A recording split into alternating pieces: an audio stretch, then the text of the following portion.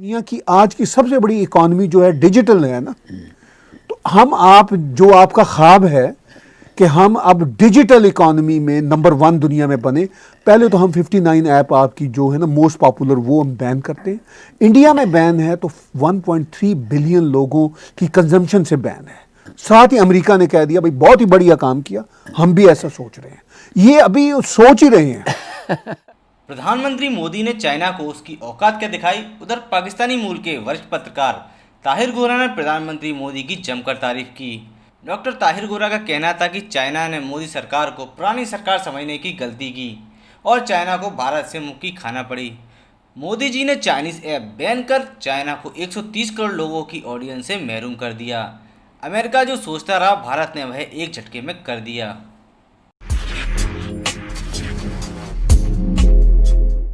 देखिए, बात यह है कि चाइना को डॉक्टर साहब एक फ्री पास मिला हुआ था फॉर अ लॉन्ग टाइम। उनका ये ख्याल था कि अब हम एक इकोनॉमिक माइट बन चुके हुए हैं, अब हम जिस तरह का चाहे एग्रेशन कर सकें। लेकिन अब उन्हें अंदाज़ा हो रहा है कि वो जो उनका ख्याल था कि हम 2030 तक यानी 2030 तक हम कोई दुनिया की द ओनली सुपर पावर बन सकते थे, अब वो मैं आपको कहता हूँ वो 2040 तो दूर की बात है, 2050 में भी नहीं बन सकते। क्योंकि जो 2030 तक कुछ नहीं बन सकता वो आगे भी नहीं बन सकता। वजह यह है कि दुनिया ने अब ये तय कर लिया, ख़ासतौर पर कोविड-19 के बाद। सिर्फ कोविड-19 ही मसला नहीं था, ट्रंप एडमिनिस्ट्रेशन देख रही थी बहुत सालों से कि वर्ल्ड ट्रेड ऑर्गेनाइजेशन में और चाइना का जो बिजनेस का स्टाइल है वो इतना अनबिजनेस था, नॉन बिजनेस तरीके से चल रहे थे, मैनिपुलेशन थी मुकम्मल तौर पर। तो दुनिया पहले ही इनसे खबरदार हो चुकी थी। मिसाल के तौर पर ये जो चाइना की ऐप हैं या चाइना की हुआवेई जो कंपनी है, इनका बिजनेस करना भी मकसद था, दुनिया का बिजनेस भी हड़प करना मकसद था, साथ साथ पूरी दुनिया की जासूसी करना भी मकसद है। ठीक है, ये सारी चीज़ें वाज़ेह होती चली जा रही थी। अगर ये कोविड-19 ना भी आता तो कोविड-19 ने तो जैसे कहते हैं ना लास्ट नेल ऑन द कफन वाली बात की है। तो अब ये बात दुनिया पर रोशन हो गई। मैं बहुत बड़ा क्रेडिट देता हूँ मोदी सरकार को इस बात का। हमें किसी को तवक्को नहीं थी कि इतना वो यानी प्रॉम्प्ट एक्शन लेंगे। उन्होंने इमीडिएटली 2-3 दिन के अंदर 59 ऐप्स उनकी बैन कर दी। दुनिया तो अभी सोच भी नहीं रही थी, सिर्फ ऐसे ख्याल ही था वेग सा कि शायद ऐसा होना चाहिए।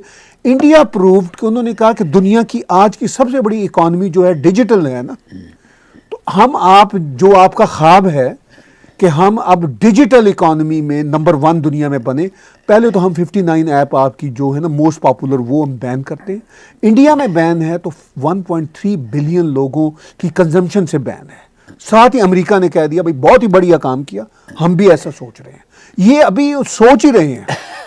देखिए, मतलब ये बहुत बड़ा, मैं मीडिया पर देख रहा हूँ जो मोदी जी के खिलाफ जितने भारतीय जैसे वो जर्नलिस्ट या स्कॉलर सो कॉल्ड इनके खिलाफ कह रहे थे जी कि चाइना को सही हैंडल नहीं कर रहे। आफ्टर अ वीक मैंने न्यूयॉर्क टाइम्स में कल एक आर्टिकल देखा जो इंडियन नजाद वो मिस्टर सननंत जो हैं उनका लिखा हुआ, वो भी मान गए। उन्होंने कहा कि भाई ये तो कमाल ही कर दिया, इंडिया ने चाइना को वो मैसेज दिया है कि प्रैक्टिकली बता दिया कि you are no longer IT champion on this planet. अच्छा मुझे ये बताइए ताहिर साहब, उन्होंने तो 59 ऐप्स बंद कर दिए। अमेरिका जैसा कंट्री अभी सोच रहा है, बाकी के वेस्टर्न कंट्रीज भी अभी, उन्होंने तो ये भी नहीं कहा कि हम सोच रहे हैं। ठीक बात। क्या वजह है कि एक 59 ऐप्स जो हैं, हैं जी, वो बंद करने से उनको क्या नुकसान होगा? नंबर 1। नंबर 2, हिंदुस्तान के पास इतना बड़ा आईटी का मतलब सामान है, आईटी का इतना बड़ा एजुकेशन है कि हिंदुस्तान के लोग आज अमेरिका की 38 कंपनियों के सीईओ बने हुए हैं। बिल्कुल ठीक। और जो दुनिया की सबसे बड़ी टेक कंपनीज हैं उनके हेड जो हैं वो इंडियंस हैं। तो वाई नॉट, हैं जी, गवर्नमेंट ऑफ इंडिया ने अब ये किए हैं पैक। एक तो आ गया वहाँ पर हिंदुस्तान के एक मतलब साइंटिस्ट ने या एक शख्स ने, समझ लो जी, कि उसने एक ऐप शुरू कर दिया टिकटॉक की तरह और उसके लाखों जो हैं उन्होंने डाउनलोड कर दिया। Right. Why not other countries have decided देखिए दोनों बातें डॉक्टर साहब, जो अदर कंट्रीज हैं वो डिसाइड कर रहे हैं, लगता है वो ज़रा स्लो होते हैं अपनी अनाउंसमेंट में, लेकिन यही उनकी नाकामी है।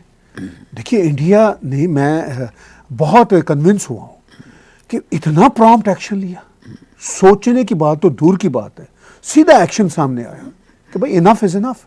अच्छा, वो उससे आपने ये भी पूछा, मैं इसको भी एड्रेस करता हूँ, उससे क्या फ़र्क पड़ा? उससे फ़र्क ये पड़ा कि ये एक जॉइंट बन रहे थे। देखिए डॉक्टर साहब, आज से कुछ 40-50 साल पहले बड़ी कंपनियां थी फोर्ड, या बड़ी कंपनियां थी मैकडोनल्ड, अब बड़ी कंपनियां गूगल की तो कोई मतलब कोई अपना वो भी नहीं होता ना, कि कोई इन्वेंटरी भी नहीं होती कि भाई ये आपके यहाँ जी इतने बिलियंस डॉलर का सामान पड़ा हुआ, जिस तरह वॉलमार्ट के पास पड़ा हुआ। राइट। ये तो वर्चुअल दुनिया है ना, ठीक है। अब ये वर्चुअल दुनिया ही दुनिया को आगे लीड कर रही है। राइट। तो इंडिया ने ये देखा कि अगर ये वर्चुअल दुनिया को तो तोड़े ना, हमें इसकी बदमाशी को तो तोड़े। जैसे आपने कहा, जब भारत के पास इतना एक्सपर्टीज है आईटी की वर्ल्ड, राइट, भारत के जो बहुत सारे जो लोग हैं भारतीय ओरिजिन के, वो गूगल हो, बहुत बड़ी बड़ी आईटी वर्ल्ड की, ले लीजिए, वो माइक्रोसॉफ्ट, ठीक है, उस सब में बड़े बड़े ओहदों पर है। लेकिन वो भी लोग जरा सो कॉल्ड लिबरल सेकुलर है ना, उनको भी कारोबार से गर्ज है, भारतीय प्राइड से नहीं गर्ज। चाइनीज का जो मसला था, वो चाइनीज का कारोबार भी होता है, चाइनीज प्राइड भी होता है। ये तो एक खूबी माननी पड़ेगी, ठीक है, जो उन्होंने अपने लोगों के बीच में ना जज्बा पैदा किया। ठीक, लेकिन इस खूबी के साथ साथ एक दूसरा एस्पेक्ट भी डॉक्टर साहब है, जब पैसे की बात आती है ना, फिर प्राइड खत्म हो जाता है। क्योंकि अब ये जब एप्स बैन हुई, तो ये एप्स के मालकान कौन है? ये तो चाइनीज कम्युनिस्ट पार्टी के ही पॉलिट ब्यूरो के बड़े बड़े लोग हैं ना। तो उन्होंने जी को और सबको कहा कि भैया आप हमें कहाँ फेंक रहे हो, हम हमारा ड्रीम, जिसको चाइना ड्रीम बोलते हैं, ये एक ऑफिशियल फ्रेज है, हमारा चाइना ड्रीम तो दुनिया का माइट बनना है, जॉइंट बनना है। अब ये तुम हमें कहाँ फेंक रहे हो? तो वो पॉलिट ब्यूरो की अंदर की बात, उन्होंने कहा पहले इससे तो भारत के साथ अपनी कशीदगी तो खत्म करो ना। राइट। अभी तो अमेरिका सर पे आ रहा है, तो अमेरिका, यूरोपियन यूनियन, आपने कहा ये क्यों स्लो है? मेरा ये ख्याल है कि एक तो इनका स्टाइल है ज़रा स्लो होने का, जो अच्छा स्टाइल नहीं है। लेकिन ये आप देखेंगे खास तौर पर अमेरिका की तरफ से नहीं, पर आपने ये कहा कि ये इनका स्टाइल है। जब ट्रंप प्रेसिडेंट बने जी, और ड्यूटीज लगाने में उनके ऊपर उन्होंने सेकंड नहीं लगाया, इसको हटाने में क्या सब ड्यूटी लगाने में भी वो सेकंड नहीं, कई साल, 2 साल लग गए, बातें चलती रही। अमेरिकन की सोच उस तरह तो नहीं बदलेगी, वो अभी भी अपने इंटरेस्ट के पीछे ही जाएंगे। हाँ।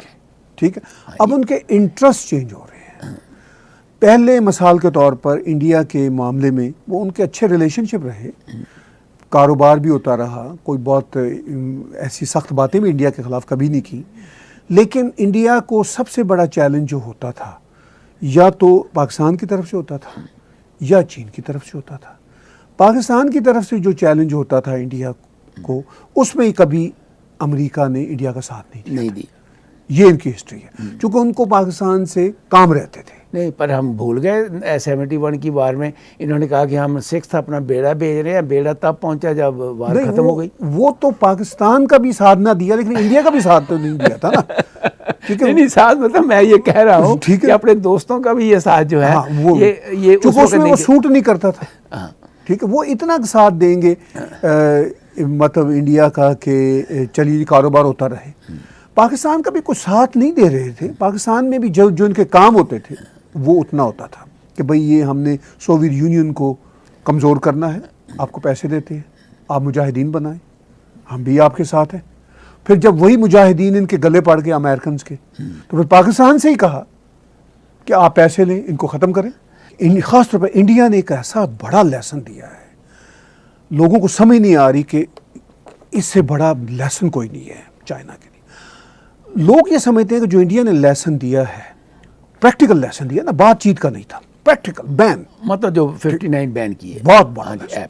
उसके बाद वो ये आप जो दुनिया के एनालिस्ट कह रहे हैं कि चाइना अब रीथिंक कर रहा है, अपनी रिविजिट कर रहा है अपनी फिलॉसफी, अपनी पॉलिसी, क्योंकि वो कारोबारी लोग हैं। मतलब कारोबारी लोग से मुराद ये है कि वो जो उनकी कम्युनिस्ट पार्टी है वो भी कारोबारी, जो वही है, वही तो सब कोई कर रहे हैं। और जो आम चीनी भी डॉक्टर साहब है वो बेचारा बड़ा अच्छा शख्स होता है। आप ये देखते हैं कितने हार्ड वर्किंग होते हैं चाइनीज, पूरी दुनिया में रहते हैं, ठीक है। मैं उनकी इस पॉइंट ऑफ व्यू से बहुत इज्जत करता हूँ, जो कनाडा में अमेरिका। मैं अपने दर्शकों को बता दूं कि दुनिया की सबसे डिफ़िकल्ट जो रेलवे लाइंस बनी हैं अमेरिका में और कनाडा में, उसमें सबसे ज़्यादा चाइनीज़ ने अपनी जानें दी हैं। एब्सोल्युटली, ये याद रखिए 1800 में, हाँ जी, सैकड़ों नहीं हज़ारों चाइनीज़ जो हैं वो रेलवे लाइनें बनाते हुए मर गए। आप इमेजिन करो कि कितना बड़ा कंट्री है कनाडा, ईस्ट से वेस्ट तक लाइन बनाई, और अमेरिका के सारे ही जो सूबे हैं उस सब में रेलवे लाइन बनाई, जिसमें उनका सबसे बड़ा रोल था जाने देने का और काम करने का। देखिए ना, तभी ये मैं ऐसे ही बताना चाहता था। बड़ी सही आपने बात की। चाइना के अगर बात करें तो कितनी जाने उन्होंने, हमारी लिबरल गवर्नमेंट ने हेड टैक्स पे, शायद लिबरल ने या कंजर्वेटिव ने माफी भी मांगी? नहीं, लिबरल नहीं मांगा। हाँ शायद, तो मतलब ये माफिया मांगने में तो ट्रूडो साहब बहुत बढ़िया है। कुछ माफिया डॉक्टर साहब मांग लेनी चाहिए कुछ में कोई अर्थ नहीं होता, क्योंकि जहाँ पे ह्यूमन राइट्स के वायलेशन बड़ी ग्रॉस लेवल पे हुई हो तो उसमें माफी मांग लेने का ये मतलब नहीं होना चाहिए कि उसके बाद आप नीचे ही लग जाएं।